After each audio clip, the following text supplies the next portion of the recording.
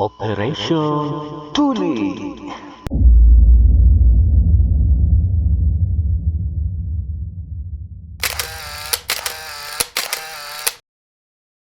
I feel, I live, I learn.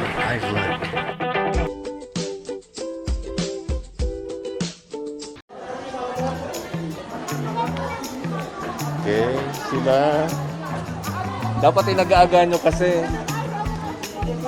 Around 70 lang po ang ina-admit ko niya na aldaw. So, we'll wait. Kung igwang mag-back out, makasingit ang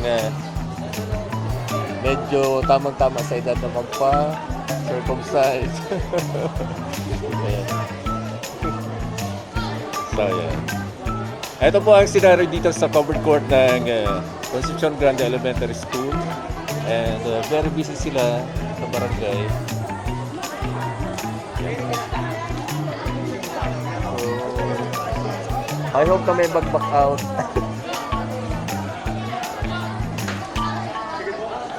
So, standby lang kita dyan.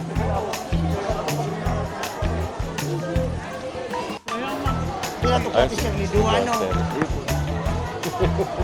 Pasalatan mo lang. Para tabay na lang. Standby lang kami.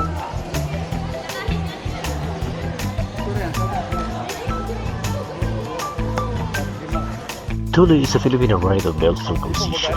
It is a long historical tradition and is considered an obligatory rite of passage for males. Circumcision in the Philippines is practiced today is not a religious rite. Circumcision is also not practiced by a majority of Christians worldwide. The practice appears to be traceable as being pre-Hispanic period in nature.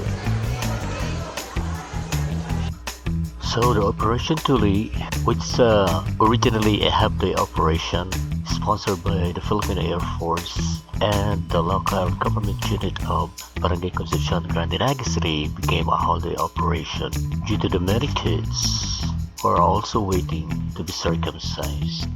At the end of the day, the operation became a successful activity.